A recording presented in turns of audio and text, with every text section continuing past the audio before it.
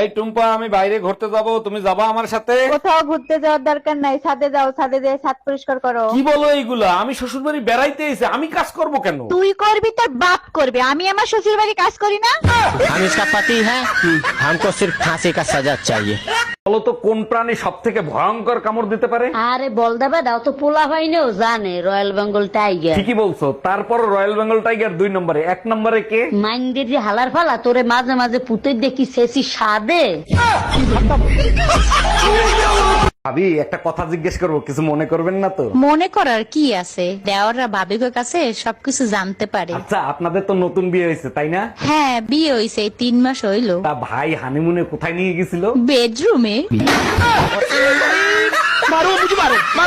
অরুণ ভাই, ভাবি এত সুন্দর স্মার্ট, আপনারে কি দেখে বিয়ে করছে? ও আমার ক্লাসমেট ছিল, ওর হোমওয়ার্ক সব আমি করে দিতাম। মেহনতের ফল মিষ্টি হয়, তার জন্য আপনি এত সুন্দর একটা বউ পাইছেন। সত্যি আপনি অনেক ভাগ্যবান। আরে কিসের ভাগ্যবান, ওর হোমওয়ার্ক এখনো আমি করি।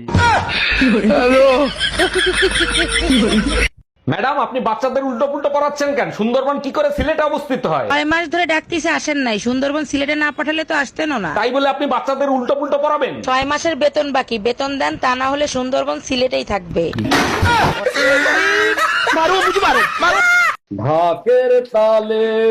জানো, পূজায় কার্তিকদের রিঙ্কি বৌদির একটা জামদানি শাড়ি কিনে দিছে। আরে দূর, ওইটা কোনো শাড়ি হইলো নাকি? ওর বেলাউজার পেটিকোট খুঁজতে খুঁজতে আমার জান বের হয়ে গেছে। ওর ম্যাচিং ব্লাউজের পেটিকোট তো আমার কাছে ছিল, এখান থেকে নিয়ে দিতা।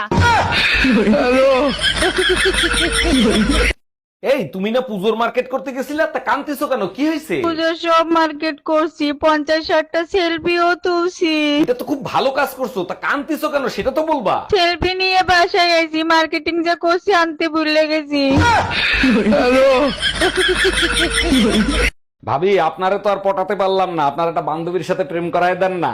আমার একটাই অবিবাহিত বান্ধবী আছে, কিন্তু ওর একটা সমস্যা আছে। একটা সমস্যা তো, ওটা আমি ম্যানেজ করে নেবো, আপনি কথা বলেন। পরে আমারে কিছু বলতে পারবেন না, ও কিন্তু আইসক্রিম কামড়ায় কামড়ায় খায়। बाय बाय, टाटा, गुड बाय, गया।